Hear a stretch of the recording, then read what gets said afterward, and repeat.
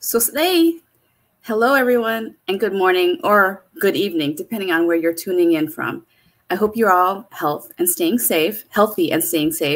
My name is Saray Cubacub, a board member of the museum. I've been with the museum for the past year and a half, and so just a little background on me. I immigrated to the United States when I was 2 years old and grew up in Wisconsin. The museum is important to me because it helps me stay grounded and connected to our culture. I also feel that it's important to share it with future generations. We must not forget where we came from. So thank you for joining us for the third and final series of our three-part virtual fundraising event for the National Cambodian Heritage Museum and Killing Fields Memorial called Story of Cambodia. Today, we are going to talk about my favorite topic, food.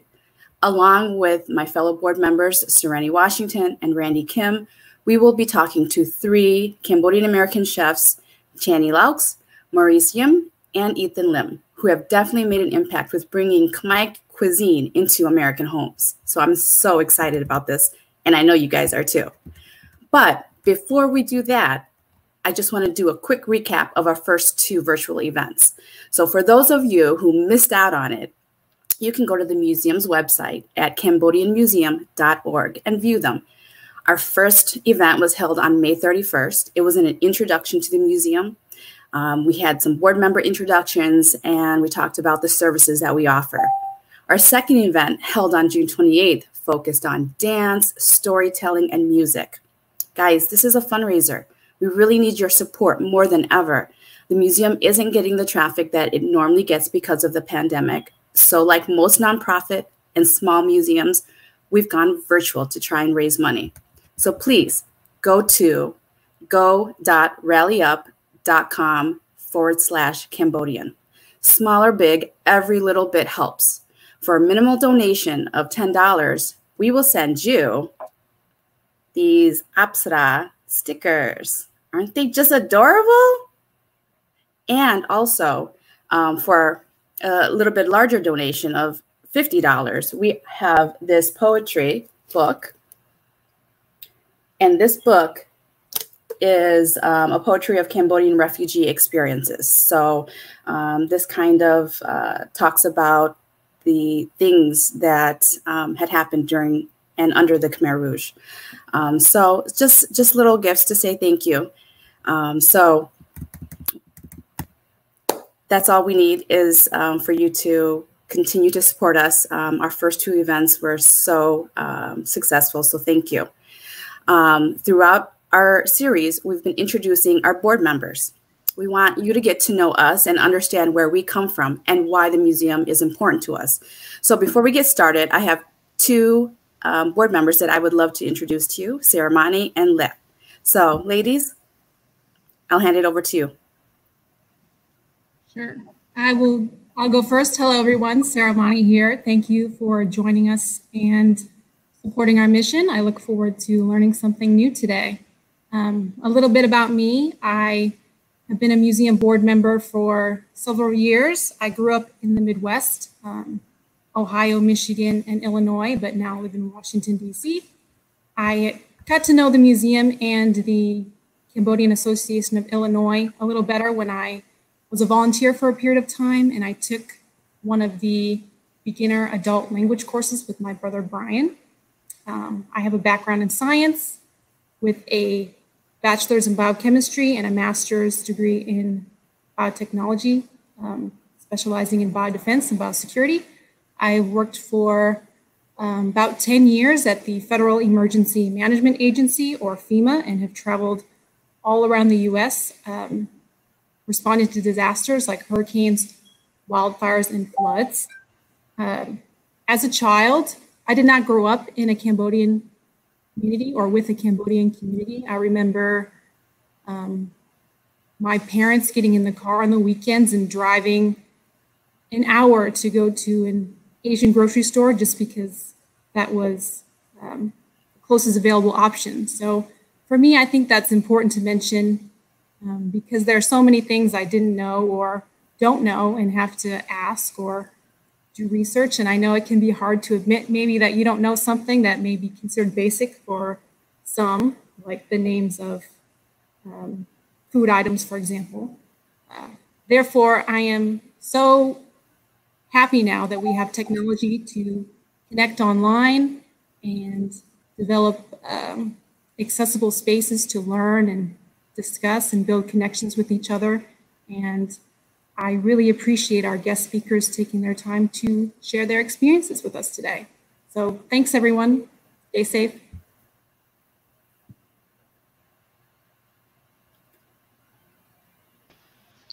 Hey everyone, I am Laux. I was born and raised in Chicago, so I am an American-born Khmer. My parents are the genocide survivor, so I'm second generation here, really thankful. So I landed in Uptown. It's one of the greatest places in the 80s. We got here in the 80s, and there's been a lot of refugees and immigrants that had settled in this area. So I am lucky enough been exposed to like the ingredients that our Khmer culture has grown up with. So I'm familiar with Khmer dishes. And I became a board member because I've been a part of the community, the Khmer community, for a very long time since I was young. So it kind of evolved. I find that I evolve in time and spaces along with the community as people are getting transitions into their life. I was kind of like those young people that just stick around and then just go along with whatever it is. But I always wanted to stay connected to my roots and my people. So I stepped up as a board member so that I can continue on our route and really keep up with our heritage and culture. And a few years back, I was living in Cambodia for a good 3 years. So it kind of gave me confidence to transition myself and went to live in Cambodia, especially being familiar with languages and our food. And I went back to kind of be in touch with a lot of history that was left behind, unsolved stories, untold stories, and to see the modern day where I'm the current generations can like heal and be proud of who we are, being Khmer. So I think today's been a great opportunity, especially talking about food, because I find that food has been playing a part of like me understanding our cultures, and little by little through taste, through smell, to what you see visually. And I think the challenge I'm still learning is the name. So I really hope that I can learn more about our food through this conversation today. Have a great day. Thank you, Leah and Ceremony.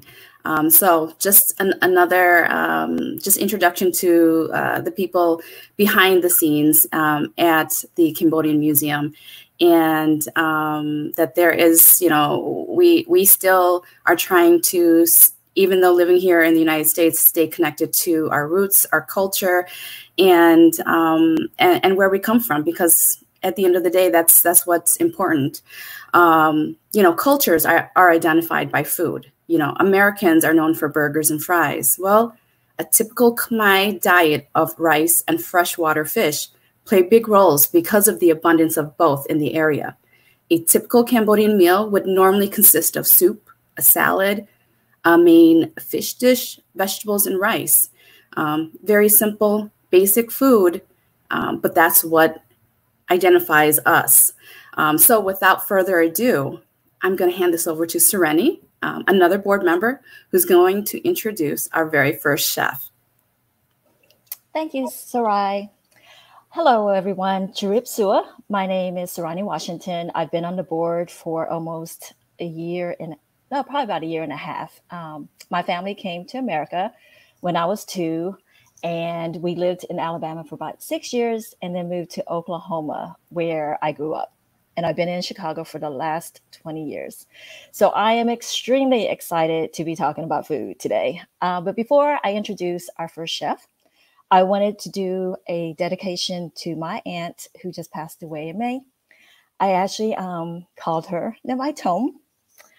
And that stands and is translated to Dear Big Mama. But she was only like 4 feet tall, 4 feet and something tall. And my aunt's in Philly who cooked for me. So while living in Oklahoma, my family sponsored my aunts and my cousins, and they lived around the block from me. I was probably about 9 or 10. So I used to pedal my bike and go over there because the house was full of people and food. And I remember as cousins, we would play and we would sit there and eat pickled crab apples. We would go to the lake with our seasoned meat of Khmer seasoning, rice, and pickled vegetables, which is called churut. I was a little nervous doing this at first because I don't speak Khmer fluently. But the more I thought about the impact that my tome and my aunts in Philly had on me by feeding me and connecting me to my culture through food. And I didn't realize this until I actually went to Cambodia for the first time in December. And while I was there, I was in food heaven. I actually knew a lot of the food. And it didn't dawn on me is because even though they moved to Philly when I was about 13, I still stayed connected, visited, and attended parties and events that we had. And my tone would always cook one of my favorite dishes, which is anchovies beef salad.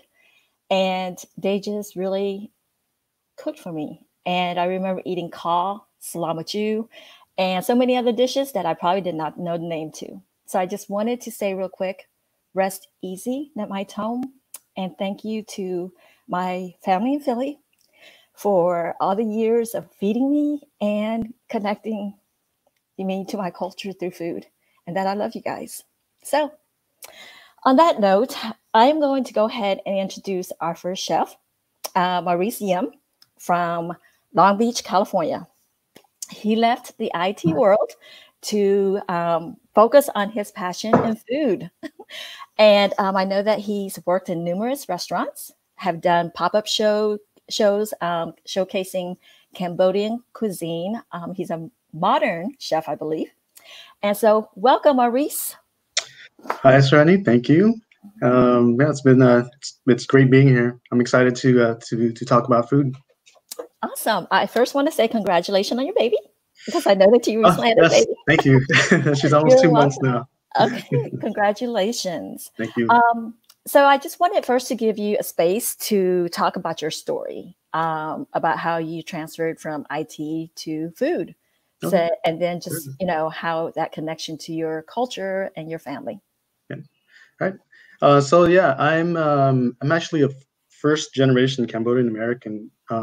My parents came here. They both worked for the U.S. Embassy in Cambodia. So when it was evacuated, they came here and had me in 78. So I'm first generation here. I didn't have my first encounter with Cambodia until 2015. That was my first time there. But growing up, it was always about my parents instilling a bit of Khmer culture into me. But I've always felt that it was just something was missing. And when I heard you talk about the connection with food and how it really brought out the culture in you, it was the same experience for me. When I went to Cambodia in 2015, it really just solidified where my path was and where I felt in life. Because I went to go eat at Cuisine Wat Damnat in Siem Reap, and it was just an amazing experience for me. But otherwise, the food there was amazing, and it just brought a whole perspective that I didn't really see before. So it was my transition from IT to food happened because I was just didn't feel like I was fulfilled in life. I had been just doing IT work for 10 years, and then just sitting down at a desk typing stuff all day. Like my back would be hurting and stuff. And then so I went into food, and now I'm standing up, and my back still hurts from standing up, but but at least I'm happy. So yeah. So it's been a great thing, and it's I've never gone back. And it's just felt really good to cook. Nice. And I could relate to you with being on the computer all day and the back hurting. So I Yeah. totally understand that. So one of my first question is, how do you blend Cambodian food to your modern day cooking? That's always a challenge, and it's still a challenge because with a lot of modern aesthetics, it's a lot about plating and a lot about just individual dishes. Whereas with Khmer food, it's very communal, and so these are dishes that are meant to be shared, and so you can't just really individually plate, um, let's say, prahokti and serve it for, to every individual. It's more just like something that's shared among people. You just scoop it out of a big bowl and stuff, and so it was a challenge at first, but it's uh, just through my training in culinary school, and also just through years of practice and just curiosity. To be honest, it's really brought out just different ways and different techniques to um to to be creative with the food, and so it's it's definitely still a work in progress, but it's a great work in progress. That's how I feel about it. Nice. Yeah. So what are some of the ingredients, Khmer ingredients, that you use in your cooking, like your to-go ingredients, if you have one, if you have some? For sure, and this is probably true in all of Khmer cooking. The staple is grung. No matter what, that's going to be the basis of the majority of our dishes. And then from there, you branch out and create other dishes from that. And Can you explain what that is? yeah, so grung is it's a paste that's made from, there's different types of grung, but it's traditionally made with like lemongrass, galangal, garlic, uh, lime, kaffir lime leaves, and just all pounded together into a paste essentially. And if you can also make like red grung by adding chilies to it, yellow grung by adding turmeric, and so there's different like mother grungs is what I would refer to them as. And then from there, there's so many Khmer dishes that you can make from it. Okay, and you're making me hungry, by the way. I am as well. So I follow you on Instagram, and one of the I saw that you made Dorian French toast the other day, and I wanted to just ask, like, how did it turn out? And was it a success for whoever you were maybe feeding, family and everything? Yeah, it was family. Like, I feel like my wife is she gets a lot of she's my guinea pig basically of all the things that I get She's to lucky. try. And it turned out well because I love doing things like that. It's just like taking certain elements and then just turning it into something else, or adding a certain twist to it. And with the Lorraine French toast, it's a part of things that I grew up with, which was Khmer food and American food, and just putting the two together, and then also putting a twist on it as well. I feel it turned out great.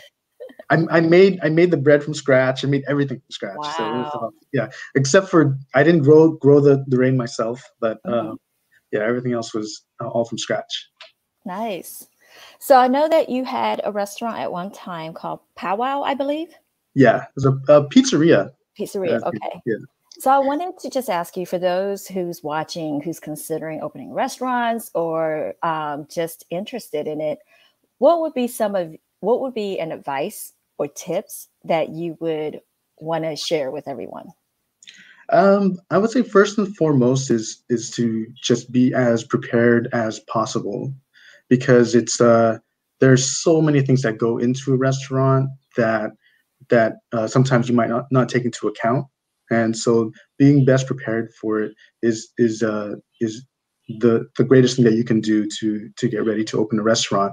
And being in a pandemic nowadays, it's even harder to operate and run a restaurant. And to be honest, I don't know where the direction of the food industry is going to go within the next year or so. It's but you know, other than that, yeah, just be as prepared as possible. Okay, thank you. So with the pizzeria, real quick, did you have Cambodian ingredients on the pizza? Yes, actually, actually, one of my most popular pizzas was called the Uncle Pizza, which pretty much had like it had grung marinated beef. It had like a white sauce as a base, mozzarella cheese. It had churro on there as well, and watercress. And it became, I was surprised because I didn't think people would be as receptive to it as traditional pepperoni or whatever, but it became one of the most popular pizzas on the menu. Wow, that sounds so delicious, by the way. So before I turn this over to Saray to introduce our second chef, I wanted to ask you, what is your favorite Khmer dish? Oh man, that is a tough Hard. question. It is hard. Yeah, I agree. because, yeah, it's for me. It depends on the mood that I'm in, the weather and stuff. And so, but I would say like my favorite go-to dish that if someone were to put it in front of me, I could eat it all the time is probably nombachok. Yes. Yeah, slok my. Yeah, I could definitely just pound that down, the bowls and bowls of it. No problem. And I feel you on that because when I was in Cambodia, I was eating everything but that. But unfortunately, well, here's what happened. So unfortunately, the last couple of days, I did really great. Did really great drinking bottled water. But I totally forgot because I was on the beach enjoying myself, and I was having a pineapple juice with ice in it. So yes, but it triggered because of the water. It triggered not such a good digestive system for the next couple of days. And when there was an opportunity to eat nombachok, I had to be on the safe side for my 14 hours flight back. Yeah. So I missed it and I was really sad, but I am going to eventually get it again.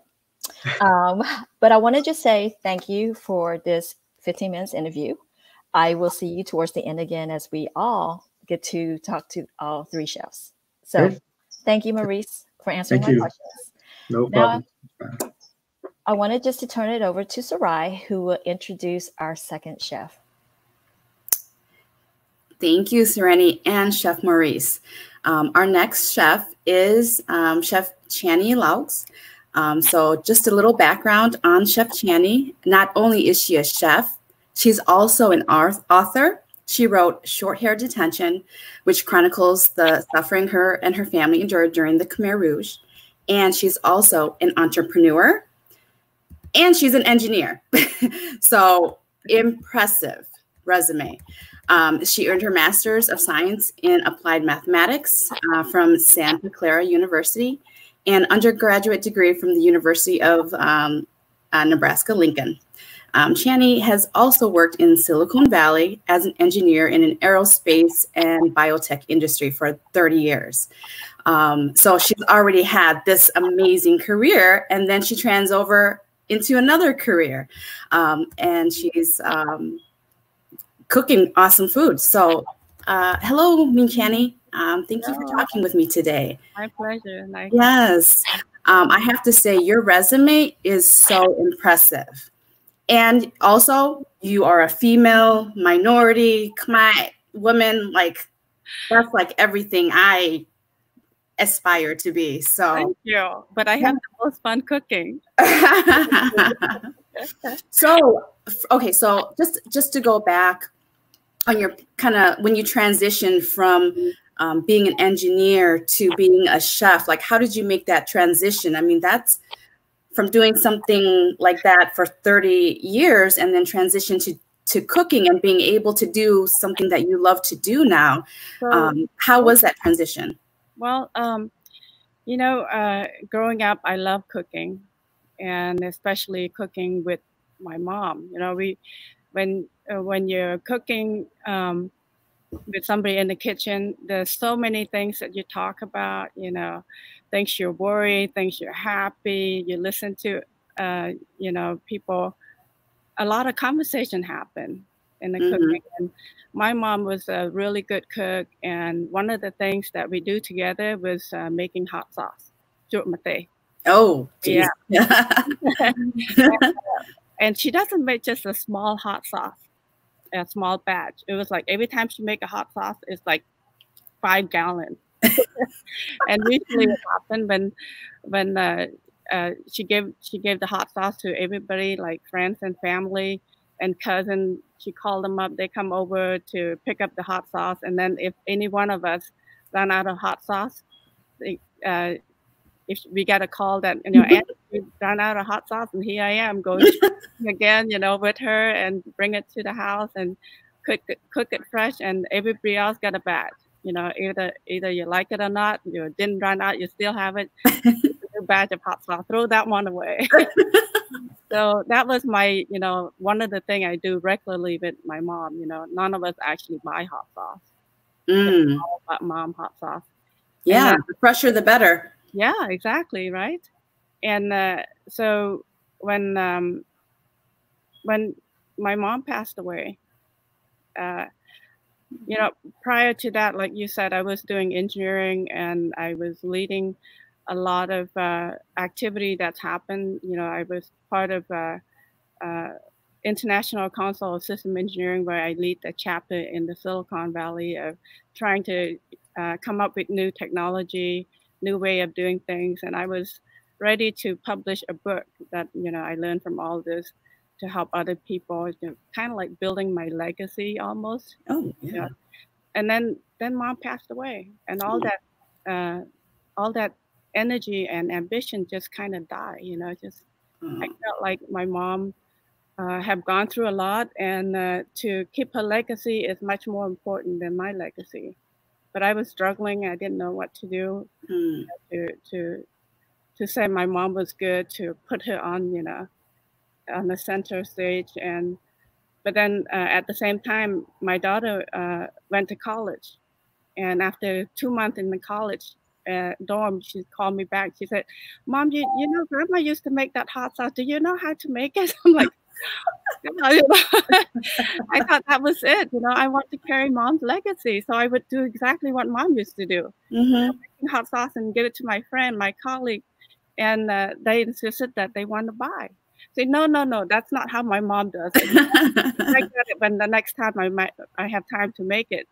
And then she said, this is as a gift, so I have to buy. I thought, actually, that would be something I want to carry Mom's legacy. Yeah. It was my first hot sauce, first product for Uncle Cambodian food. Wow. That is, well, not only are you carrying on your mom's legacy, I mean, this is part of you too. So that's amazing. That's such a great story. When I was growing up, I would always be in the kitchen with my mom and dad too, and I watched them cook. But do you think that I would learn how to do it? Nope. I just wait for the food to be finished. Well, I think that when we keep building new product, and just like Maurice said, I thought, what would be the Cambodian most important ingredient? And it was kruum, right? The lemongrass paste. And right there, you see it. That's kruum. Yeah. It's actually the first product that we won special award. It's called SOFI, stand for Special Outstanding Food Innovation. Nice. And that's given by Specialty Food Association, where a lot of vendors submitted their product. And this is over, we want this award over like thousands of people who submitted their product from all over the world. And that same product also gave us receive another award. The SOFI award was for retail, and the other award is for food service.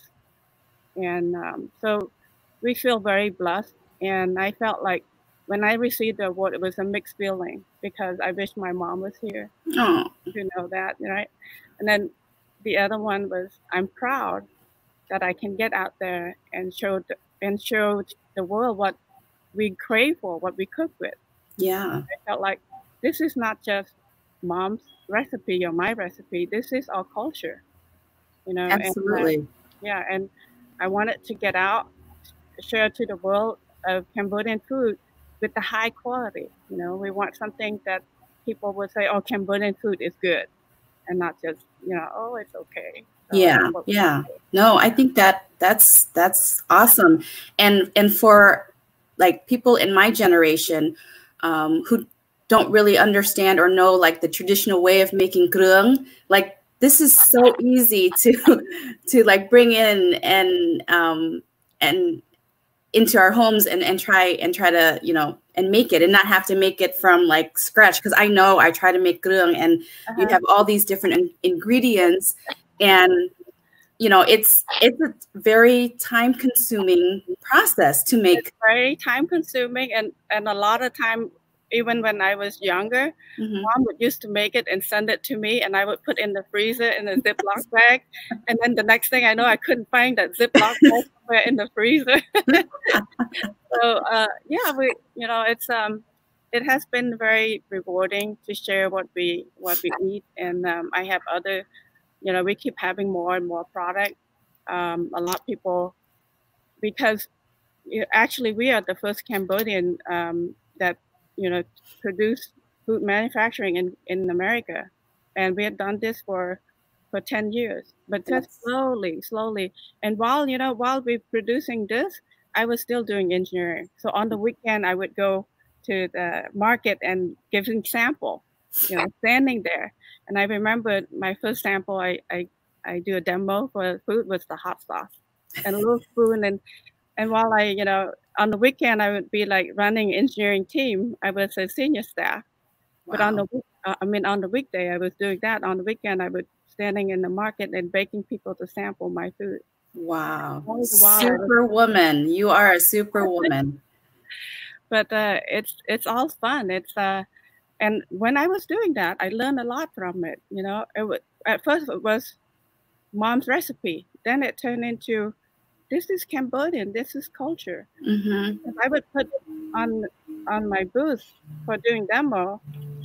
People would just reach me before they even taste it, because I put the sign that say Cambodian cuisine. Wow. So, you know, it's something that I started to build more confidence. I, you know, want to show off little taste that we all enjoy for, you know, like at one time I was doing demo with bahok tea. One of my favorites. Yeah, I know, right? And we had a pop-up restaurant in New York City for 3 weeks. Bahok tea was the most popular. Oh, yeah. I can imagine. And they're all, you know, all non-Cambodian. So I was like having fun, and a lot more fun than doing engineering. I bet. And the non-Khmer were eating the bahok tea like it was nothing. And the most popular was bahok tea and tuk bahok. Oh yeah. And tuk bahok, I make it to serve with the traditional flank steak. And the other one was with salmon. Oh yeah, that sounds yummy. Oh man, it's lunchtime yet? I was a little hesitating, but you know, I wanted to get out and say this is Cambodian, and not, you know, boldly go with the flavor that we all enjoy. Right. So so I just want to switch it up a little bit. I have a question, because the first time I saw you was on the short film Bitter Melons, that one of our board members, Taveri Crouch, is, you know, co-producer of, and so I'm very proud of her, and I love the film Bitter Melons. It was wonderful. So speaking of bitter melons, what is your favorite way to prepare bitter melon? Like, what is the favorite dish that you would like to make with bitter melon? I stuff it in with the pork filling, but instead of make a soup out of it, I make caw out of it. So it's a braised bitter melon. Wow! It tastes better when you cook it longer. You know, when you cook over, it's just amazing. I like the soup part too, but I think the caw is a lot. Really? Oh my God, I have to try that now, because I love caw and I love bitter melons. Well, now I do. As I'm a little bit older, I like the bitter melon taste. But my kids, they love caw, and I just learned how to make caw. Oh, really? You know? Yeah, I did. And you know, because during the we're in the pandemic, so I'm trying to learn how to cook more Khmer food at home. Yeah, that's good. I'm glad to hear that. And my goal is to you know, introduce Cambodian culture into American kitchen and make it easy, and you know, provide like very high quality ingredient. And you know, I have a blog that you know, part of sharing the legacy is, you know, showing people how to cook, but also in the blog note I had sharing the experience of what it was for me when I was in Cambodia and cooking things like this, or when I was with my mom. So. Wow, that's amazing. That's and that's what this is all about, is to showcase, you know, Khmer food. I think we had before we started that not a lot of people know what Khmer food is, or even still to this day understand that we're not Thai, we're not Vietnamese. There is Khmer food, right? So you know, I think this is amazing. Thank you. In that effort, I do a lot of different things to socialize, you know, what we have to offer. So, you know, demo is one of them, live demo is one of them. That's why I do cooking class, I do pop-up, I do all different kind of things, you know, besides social media, just out there. And I bring my friends to Cambodian restaurant. I introduce my colleague to Cambodian restaurant and talking to them. So all of that is all about, you know, we have unique things to offer. Oh, yeah. That's, I mean, I think we can talk forever about food. Right?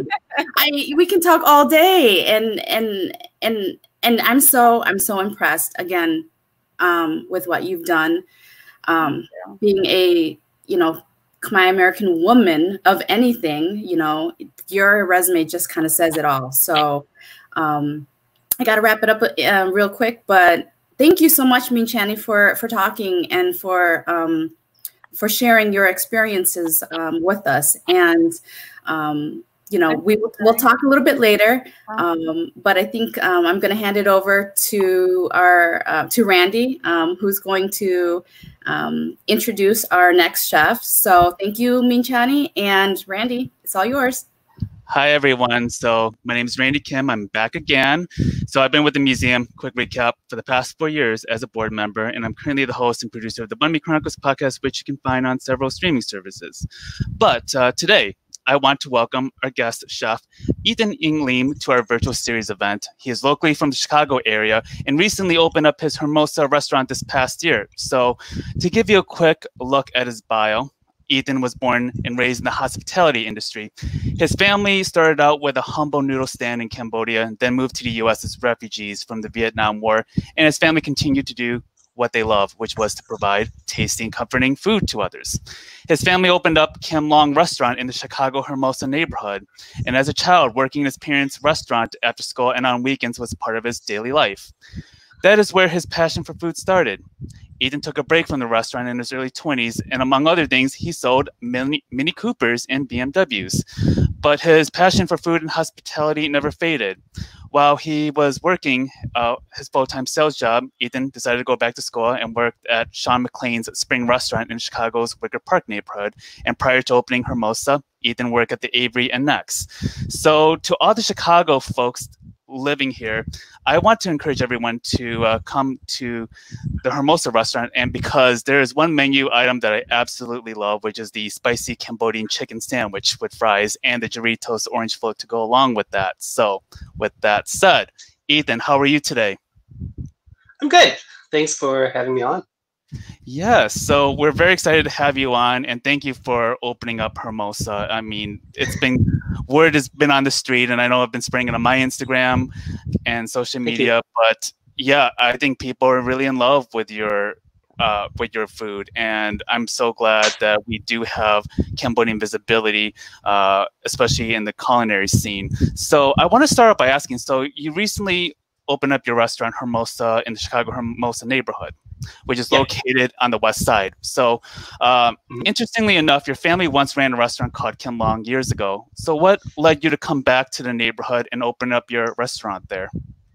Well, it's been 5 years since Hermosa has been opened, and the site is actually the location of my family's first restaurant that we opened back in 1986. At home, I have the opening menu that my dad framed, so that's hanging at home. And yeah, so this location was our family's first restaurant. We tore down the old building, and at that time, my family asked, "Hey, here's an opportunity. Do you just want to do something on your own and venture? There's an additional spot." And I originally hesitated, but kind of took off and ran, because at that time it was like I was at Next Aviary, so my career was kind of moving in an interesting direction. But when the family asked, to kind of come back, it was time. So one thing led to another, and it's been 5 years. Yeah, congratulations. And also, like, when I think of the Chicago Hermosa neighborhood, it's predominantly Black and Latinx. Gentrification is a daily threat to these communities, including the Chicago Uptown neighborhood, where a lot of the Southeast Asian Americans have made it their home for the past 4 decades. So how do you establish trust with the Black and Latinx communities with your business as someone that would be seen as an outsider? I think I was very fortunate that my family's been there, like I said, since '86. So we've established a great relationship with the neighborhood. And that's very key and important in this industry for hospitality. And I think for a lot of things is to just have a constant relationship with who would be your core. And being a small neighborhood restaurant, your core is your neighborhood. So we as a family have established that and harbored that, nurtured that relationship for 30 plus years. So having that as the initial icebreaker kind of made it easier. But when we rebuilt the space, there's definitely was apprehension from the neighborhood. A lot of them wasn't sure what was going on with the property. So when I opened my spot first, and keep in mind that I've not been in that neighborhood for a good 10, 15 years. So it was, even though I grew up there, coming back, I was still fresh, or I was new. They don't recognize me since I was a kid there. So it's just reaffirming to them that, hey, we're still the family that's here. We're not going anywhere. The relationship that we've nurtured with you, we're just going to make this neighborhood, make this area better. Thank you so much for sharing that. And so Cambodian food, especially in Chicago, is very much under the radar. We've lost a number of Cambodian restaurants over the years, and unlike places in Long Beach or Lowell, Massachusetts, we lack a Cambodian-specific restaurant. And Cambodian food is unfamiliar to many non-Cambodian folks here in Chicago. Your menu carries familiar foods such as hot dogs, burgers, fries, donuts, but beneath that, you have a few Cambodian entrees to go along with that. So how do you go about introducing Cambodian food in a neighborhood that is unfamiliar with it? And what has the feedback been from the community, both Khmer and non-Khmer? Well, I hope with the Khmer, I think it's been a positive reception so far. Everyone's just super excited to have it. And I really try to stay true to form, in honoring tradition as in flavor profile, in opposed to oftentimes we see food that is established that people make and the flavors get diluted where the herbs are not as dominant, right? And that also leads to, with the Latin community, well, the community in general, there's a lot of familiar flavor palettes, from the bright lime acidity to the usage of some of the herbs. Cilantro, green onions, very dominant. Spice and heat level is certainly shared palate between Cambodian food and land food as well. So I think it's just having that familiar basis point, and now be able to tell a story as to how our dishes have a lot of similarity, and be able to speak their language as to what they cook and how we can connect with them in that regards, and makes them feel a lot more comfortable to try something new. Interesting enough too, I feel a lot of my guests have enjoyed the funkier profiles, and they do they're not shy from, oh, make it even funkier. And well, how would you describe your restaurant, the vibe? And also, there is a part of the menu, the Cambodian menu, where it says the taste of Cambodia for $195. So I was wondering if you could describe the vibe of your restaurant, and also the taste of Cambodia menu. The vibe of the restaurant is definitely, I just keep it relaxed and keep it really chill. I reference a lot of things that I grew up with. So from a pop culture, well, media culture, the TV show Cheers, really, that sense of warmth, where everybody knows your name and it's always Sam that's behind the bar. That is the sort of environment that I like to make people always feel welcome to step into my restaurant. And, it's a space where I would like people to just disarm and leave what is going on in the outside world for a moment and just come on in, relax, and it's like, oh, you can just feel as if you've been taking the weight of the shoulder off your hands for a minute. And I feel that when you do encourage that sort of environment inside the space, people become a lot more interested to take the tour of Cambodia, which, since with COVID, people can't travel right now. So let's allow them to experience kind of a trip, food that you would enjoy while you're on a trip. So on the tour, I have number truck that's on it, Mikala, Tikrung, Pahakati. Those are more of the traditional formats. And then I have Babal, which is kanji. And a lot of it is a reflection of how we as a family also eat it. So when we have kanji, traditionally when you see kanji that is going at the dim sum places, it's just you're getting a bowl of kanji, right? Mm-hmm. With mine would be, how we eat it at home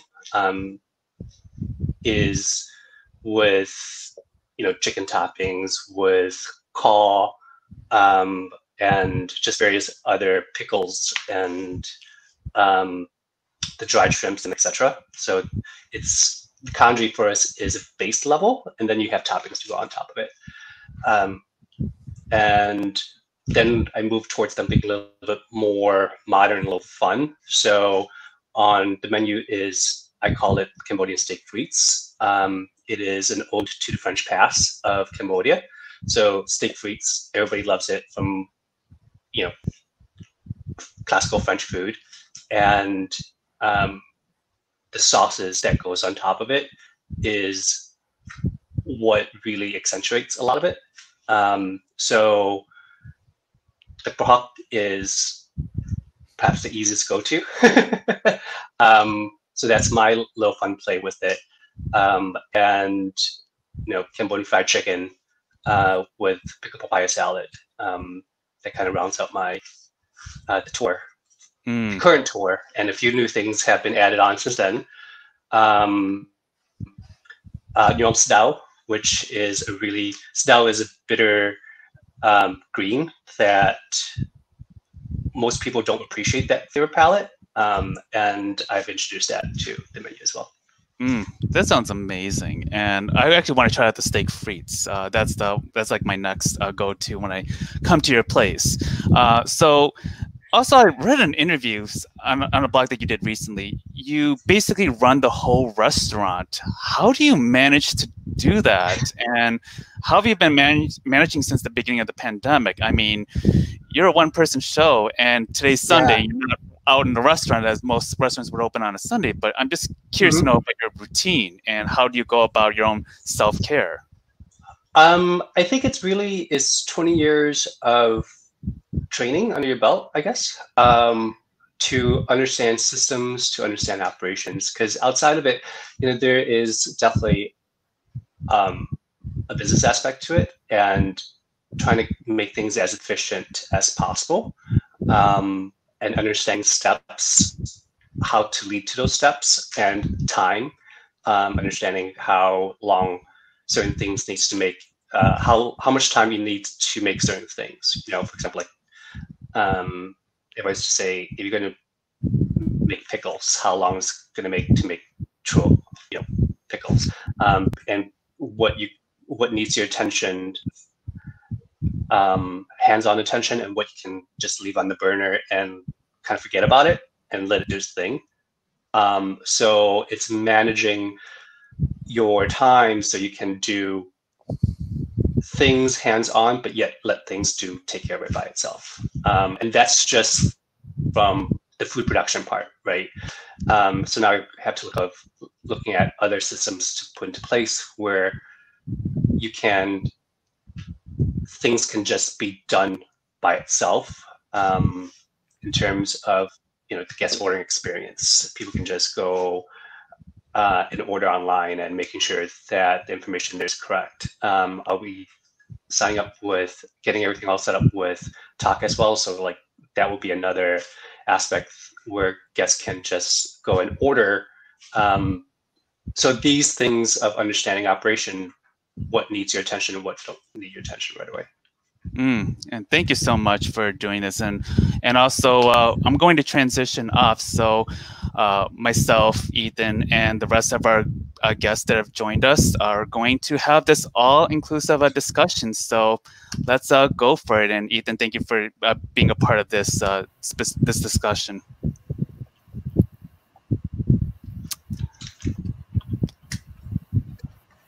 Hello, everyone. Oh my gosh, what amazing conversations. I have learned so much already about food. I mean, I know I already love to eat it. I just, I know a little bit more now. So I think that we've had some questions that have come through. And so let's open up the discussion. Actually, it looks like the first question is maybe for Chef Ethan. How far in advance would somebody need to order the tour of Cambodia? The tour, I would say, just give me a day heads up. Yeah, that tour just a day heads up is. Yeah. Awesome. Yeah, and I have a text-only line that they can just shoot a message into. Did we get a chance to describe what's in the tour of the Cambodian menu? I wasn't sure if I may have missed that. Oh yeah, there was a few things, just to kind of recap. So the meal starts off with my two favorite dips, tikarum and bahakati. And then it transitioned to rompkong. So it's a grilled shrimp salad with a mango salad, kind of finishes off with a bunch of herbs. And then you have numbuchak, mee gala, yom sdao right now. And then I'm doing a pork belly lettuce wrap, steak frites, Cambodian fried chicken with moklahong, which is papaya salad, and then you get fried bananas for dessert. And the items are rotating. So that's the tour, and then I'm working on a family meal that's more traditional focused. So you're gonna have one of my favorite things is lapaha. So I'm working on that as well. to go on the family meal. So the family meal, I guess, would be more rice focused versus the tour is stuff that you can just eat while you're traveling without any rice. I see all of us smiling, by the way, while he was sitting there talking about all of the food. I think after that tour, I'm going to have to be rolled out of the restaurant. Oh, yeah. Yeah. I want to Well, I mean, like, you think of, like, when you were out with families to eat and stuff, it's, like you're having a party, and I feel this is a great opportunity since everyone's in quarantine right now, or, if you're with the current situation, right? You can just have food as if you're celebrating, and you still have your little doggy bags for leftovers for the next day.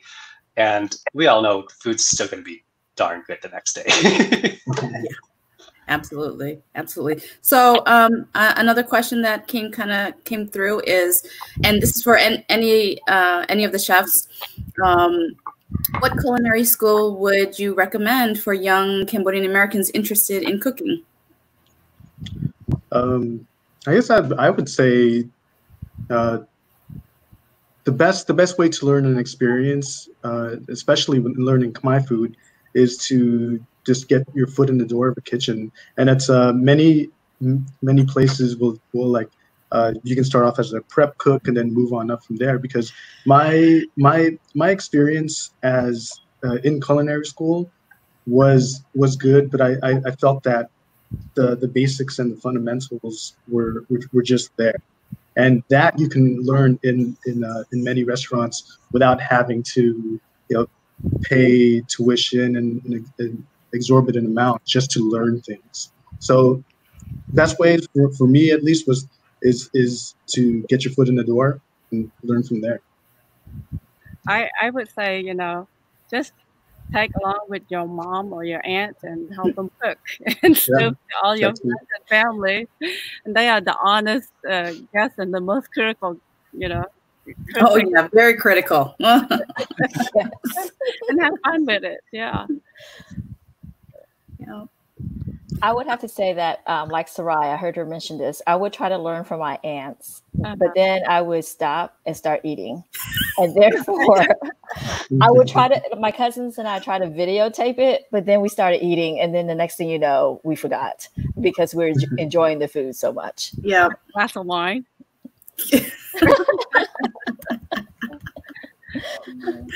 Oh, gosh, that's hilarious. Okay, so another question. Let's see here. One of the ways to make grung is to make it with peels of kaffir lime, but these days people tend to replace the kaffir lime leaves with leaves. So can one find kaffir? Yeah, I don't know if I'm saying this right. Sure. Lime peels easily. I mean, is it easy? Something that you can find easily in the grocery store? We in my shop. We have an online shop that we're basically providing service, in terms of, say, like money maker, like Ethan, you have a restaurant and stuff. For us, it's provide ingredients. So you can go to unclefood.com and you find fresh herbs that, hard to find. Galangal, kaffir lime leaf. I don't have kaffir lime fruit on site, but my goal is to say, even you, Ethan, and Maurice, if you need those produce, I work with Cambodian farmers in California, in Florida. So my goal is to supply chefs or restaurant or individual, cooking at home to get that freshness, because it's hard to really taste the good quality food without that fresh ingredient. So I would love. Yeah. Ethan? If you can get hands on, I would love it. You can get hands on Kampot peppers. Oh, we actually import hot pepper, and oh my God, I just want to do chalk it on with it. Oh, yeah. Well, we had the compot pepper, the three different kind, the red, white. I want to say blue, no, the red, white, black. But we also have the compot pepper. And the other thing that I carry is snout sugar. and you know, to introduce that malt sugar. You know, people are talking about palm sugar, but Yeah. for us, it's like it has to be Cambodian. You know why? Because the way we cook it is slowly going through the process, so it adds that caramelization aroma. You can't find it in the regular palm sugar. It's different, yeah. It's very different. It's more subtle. It's rounder. You know, once it kind of cooks down. Good to make dessert with it. So I'm trying to supply to everybody, commercial or chef, the best ingredient from Cambodia and also make it here. So it's awesome. Perfect. Chefs.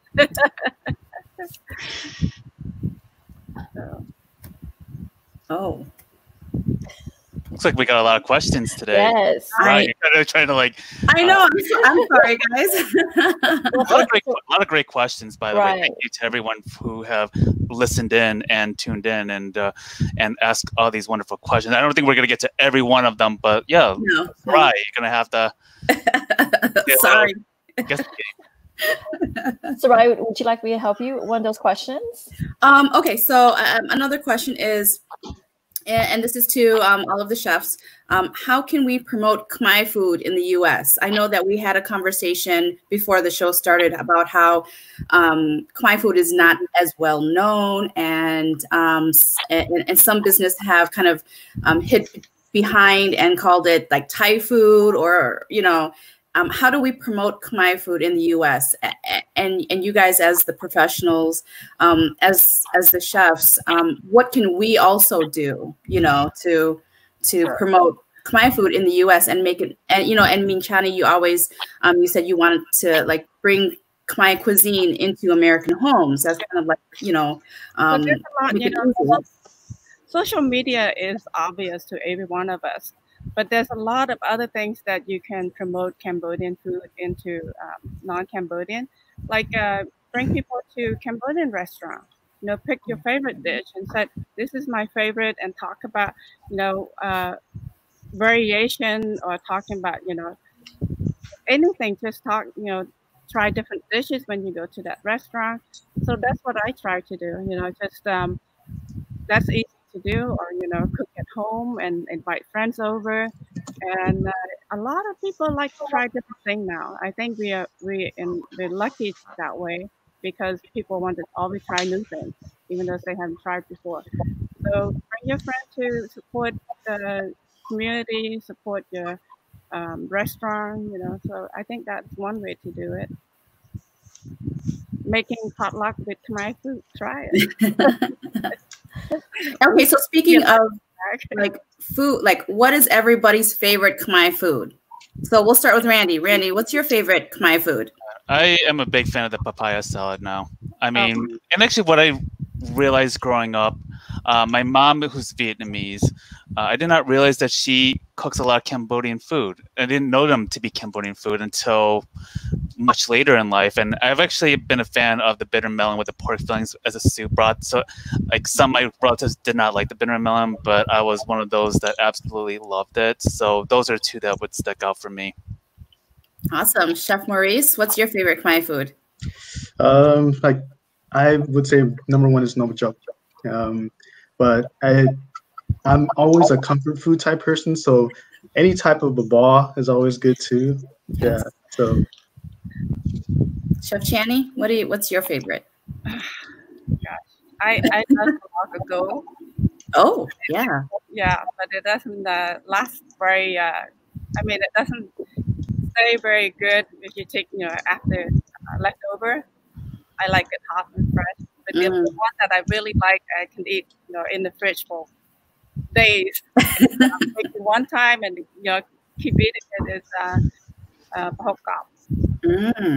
Yeah. Sorenny? So my favorite would be grilled lemongrass beef on a stick with pickled vegetables. Yes. And it's funny because I just visit my family in Philly, and my aunt actually mixed the lemongrass for me. So it was great. And then, like Maurice, my comfort food is babal, just plain babal with soy sauce.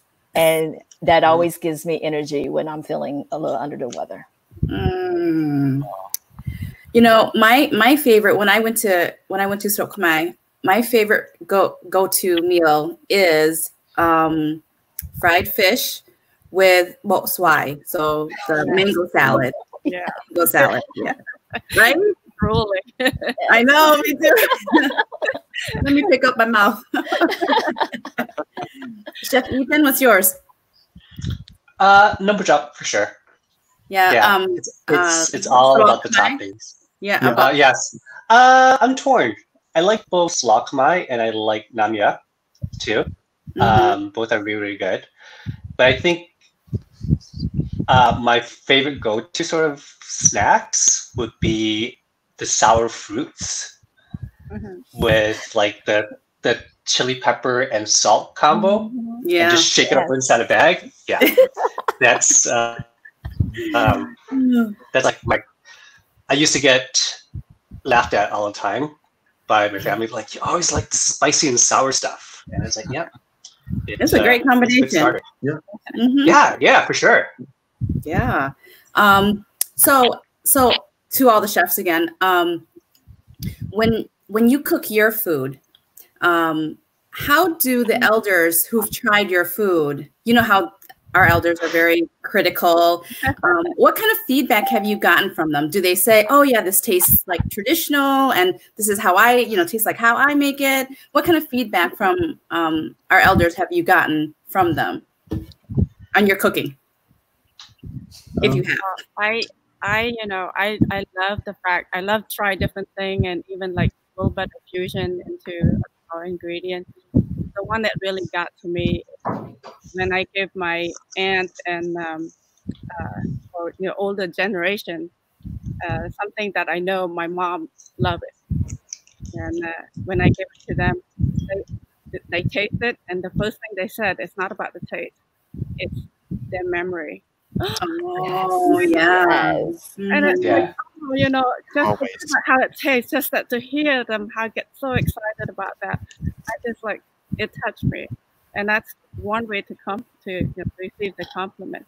Oh, I used to make this with your mom, or I used to make this all the time, but it's so hard to make. This is perfect. I have a question for you, Channy, because before we got into this discussion, I was curious about how Anchor Food is doing during the pandemic, and there was something that you were about to share about what you were planning to do and how this could actually change how younger generations and how Khmer food culture is being introduced in America. Yeah, so right before the pandemic, we were all lined up and we have contract going on with university level, like Berkeley, Stanford, and all the Ivy League in the East Coast. But all of a sudden it just dropped because the school closed, the cafeteria closed, and we were lucky that we had not only making ingredient in the food service side, in the cafeteria food service side, but we also have the retail. So in that sense, we recovered from pandemic. It's not as bad as some of the food business. But the reason we got connected with all this cafeteria and the food service and university is because one of our colleagues told us that, you should be able to do this because our product is shelf stable. The lemongrass especially are very popular. And my friend was telling me that you should go to like Berkeley, should go to like Stockton and Long Beach. There's a lot of students there. And encourage them to ask from their cafeteria to have some dish. So we were trying to do that, and all of a sudden, before we got interest from Cambodian community, that the university around Cambodian community, we got some interest from other locations, which is really good. And I think Cambodian food, for that alone, we didn't make it this time, but after the pandemic over, we will have more Cambodian food available at the cafeteria level. So we're excited about that. Hopefully it will continue. And, I really, it's so much encouraging for me to see you guys' success. You know, Ethan and Maurice. So I hope that we can work together and help everybody here to introduce Cambodian culture. It really is not all food, right? It's all culture food, and we need to go out with the high quality. We don't want to, especially for us, a few of us that the first time introduce it to American culture, introduce it to our community. We need to do the best we can, to be the highest quality and be brave about our flavor. So yeah, I'm excited. I think Cambodian food is here to stay. Oh, congratulations on the breakthrough and for advancing the culture into these universities, especially among our young generations who, this is a very important part because our elders who have survived the Khmer Rouge as adults are in retirement age and they're at the point where they're passing on. So one of the critical things that I've heard from other folks in our community is the fear of losing their culture, especially food. I take it for granted with my mom, who's a stroke survivor, and my aunt who had passed away years ago, and the void of not having your families or your parents making food for you is very powerful. And it really is important to have folks like yourself to uplift and to make sure that it is available, it's accessible to our communities, because we are at the point where we are losing that generation who have paved the way for us, and now it's up to us to pass down that legacy. So I want to add one thing. One thing on that line, I wanted to make something, our next product is something that almost like all of us forget how it's prepared and didn't have a chance to taste it that much. And I'm not sure if you guys had a chance to taste it, but this is one that I shared to my aunt and older generation, and they, reflect back to the memory. And that is to make sausage Saray Cubacub. Have you guys tried it? Saray Cubacub? Yeah. It's something that I'm excited about and carry on the tradition. I talk to people that sometimes this recipe might be forgotten. To me, it's about sharing that. Like for me, talking about sausages, I would love to learn how to make quaco. Quaco, yeah. Yeah. We actually in the process of making quaco and available to launch in this fall. So maybe you can serve that in your restaurant. Oh yeah. Well, at my restaurant, so there's the format for the the tour, but people can always come in, and I do. Notoriety-wise, it would start off as sandwiches and telling stories of cultures through, wrapped up in a sandwich. Right. So that's where the Cambodian fried chicken started with. But I would love to do a sandwich with quaco. Oh my gosh, that sounds so amazing. Great. So with a little churro on top, and you'll be set. I actually want to know from the audience, what would they think the best dish that they want to share to American food? Do this, for example, make quaco available to the general public. That's coming up. Yeah. Right? Yeah. So we used to be able to find that, but not anymore. So. Well, we could pose that question out for those who wants to write or let us know what you were asking. Yeah. But my one question that we did have is for those people who are beginning to learn how to cook Khmer food. Okay, how do they get started? And what do they do if it's hard to find those ingredients? And then there's a 3-part question, by the way. And what would you suggest as the first dish to cook to where we kind of feel successful on our first attempt? To cook as a beginner, beginning to cook Khmer food. So first question, let's find out what dish from all you guys would you recommend for a beginner cook? I think you need to learn to balance grung off the bat. And traditional wise, with a more than pesto, so you get a feel for texture and the consistency that it should be. Because that's basically, like Maurice said, that's the foundation for so much of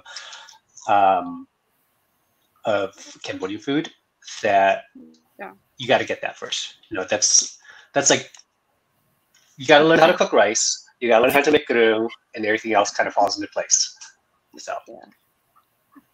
So, I think for simple and not too different than American food, but also unique. So do marinate, do a pan fried fish. It could be any fish, but salmon might be simple and easy to get.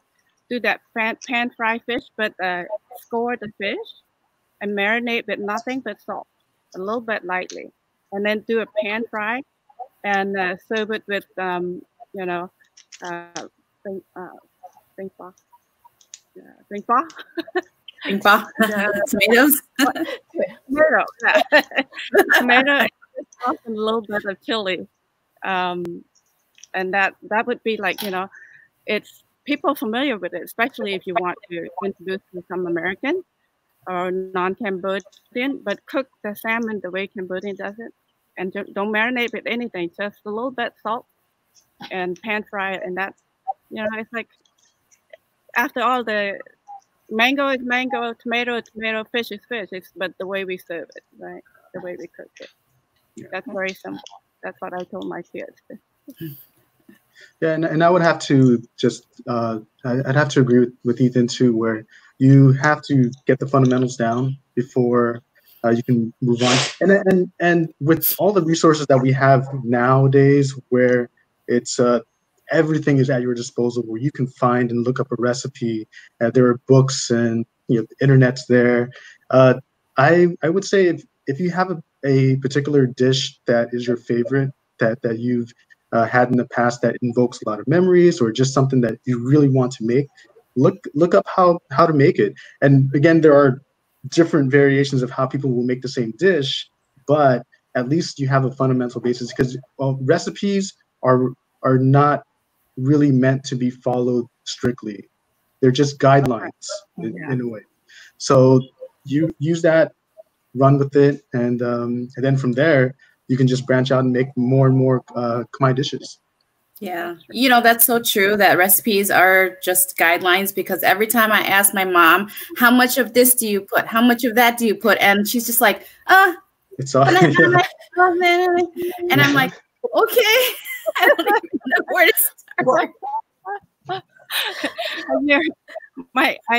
My kid would say, how much is this much, Mom? You know, it's like, it's a little bit like this. Like, it's harder for me to write recipes than to cook. How about you guys? I think people kind of forgot to learn how to taste a lot of times, and that's why I think, you know, you get it from moms and your aunts and your sisters, and they're like, just taste it. Does it taste good? Is it sour enough? Is it sweet enough? So it's like, because every fresh ingredient is going to be different, right? Your lime's going to be different, how much juice you get out of it. So taste it, you know. If it's sweet enough, balanced enough, then you're good. Ethan, that is so true, because that's always the response that I get from, you know, who's ever cooking, and they're just like, just taste it, try it, you know, but kwani that time it, and then, you know,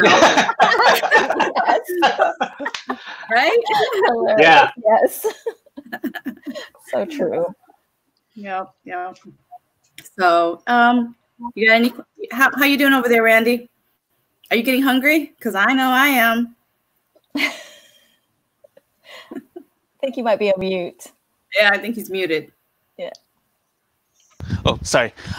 Yeah, I don't. Sorry about that. I don't cook, unfortunately. I'm very bad at it, and I feel kind of ashamed because I feel like I need to get on with my mom's recipes too, because I don't know how long she has, or the ability to cook at this stage. And I think that's something that it keeps me in mind, but also how our community is transitioning and taking on the legacies of our elders. And so I am actually very curious.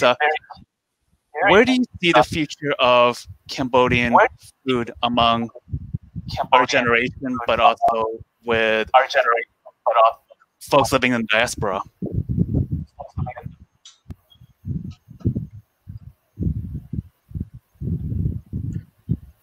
Well, I feel like the direction with Khmer food, in one way, the pandemic has had a positive experience in that it's gotten a lot of people to cook more. And it's gotten a lot of people to be more curious, and everyone's baking bread nowadays, and so from there, I've had a lot of people just be curious and ask questions. They've looked up a bunch of recipes and then just start cooking on their own. And so I feel like with what you were saying, Randy, about the older generation sort of passing along and in many ways also passing the torch, there are people out there that are picking up that torch and continuing with the food. So yeah, it's definitely a good positive thing going on right now.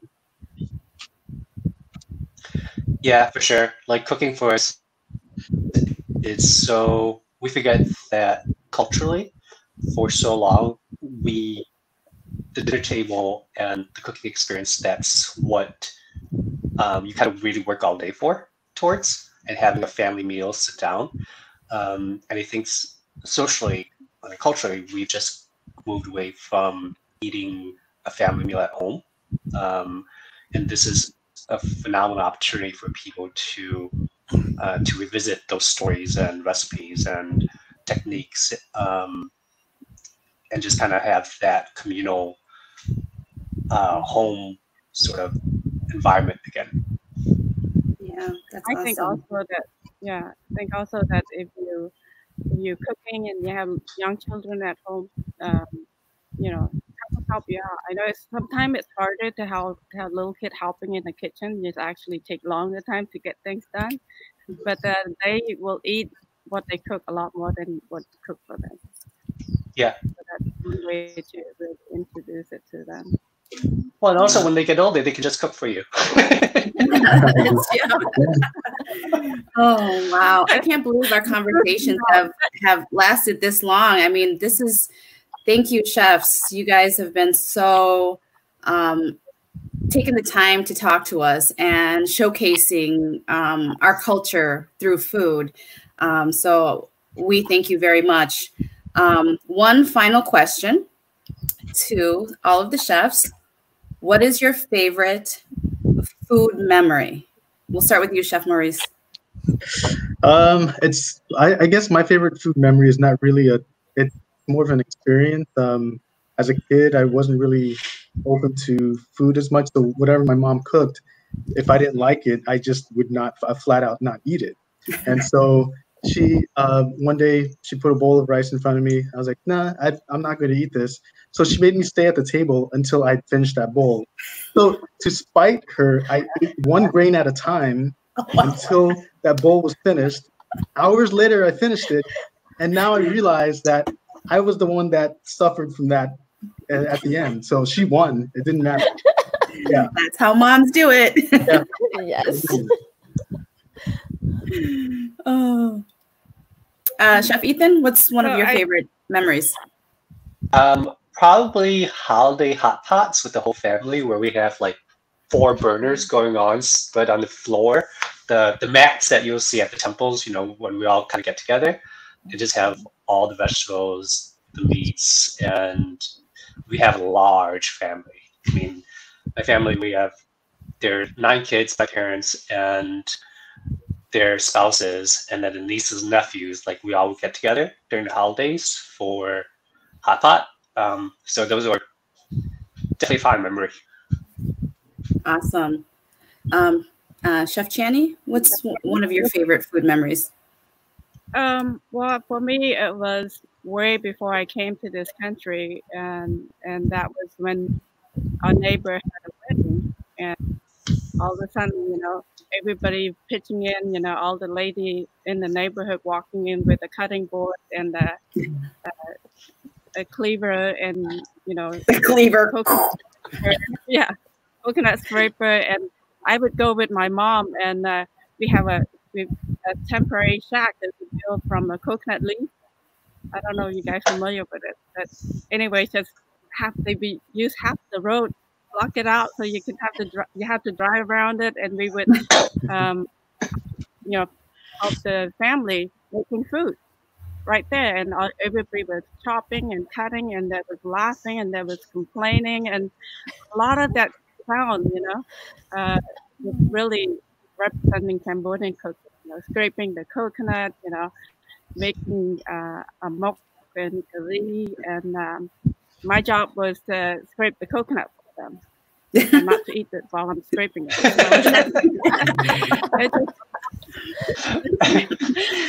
The old lady talk, laughing and just yelling at each other. Those are great memories, cooking memories. Yeah. But anyway. That's awesome. Oh my gosh, what an amazing hour and a half with all of our chefs. I feel so fortunate and so blessed. Now I know I can go to angkorfood.com and order my grung, so I don't have to make it from scratch. Oh, so thank you to all of our chefs. Akun Chan. Thank you. What an amazing conversation, you guys. I'm starving. It's lunchtime for me now. And I don't know about everybody that's watching at home or wherever you're at. We thank you for staying tuned. I bet we made you hungry too. So I hope that everyone has enjoyed our conversation. What do you guys think? It was a pretty good conversation, right? It was excellent. Yeah, for sure. Yeah. Thank you so much. Yeah, that's amazing. So I've learned a lot already. I'm sure everybody that's been watching us have learned a few things. And as the questions come in, we'll filter it to the chefs and get your input, and we'll let everybody know. So thank you for everyone's support.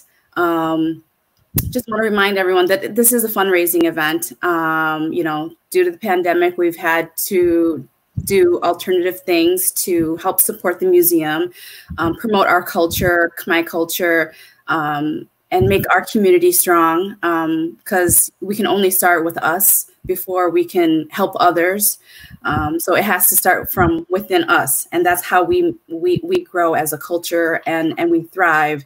And businesses like Angkor Foods, Hermosa Restaurant, local here to the Chicago area. We've got, Chef Maurice out in California. I mean, we're all over the place. So there shouldn't be any reason to not promote Khmer food and culture. So I want to remind everybody, please, if small or big, don't forget to go and donate and support us. Go.rallyup.com/Cambodia is the website to make a donation and support the museum. And I want to say akun, thank you for everyone who has supported us since our first event back in May. We couldn't do this without you guys, and now you guys can put a face to the museum. You've met Randy, you've met Sorenny, Saramani, Laux, Tavri. So if you guys have any questions, let us know, and we will definitely get back to you. Appreciate all the help and support through our first virtual event. Phew, I'm tired. Have a wonderful day, and stay safe, guys. Thank you.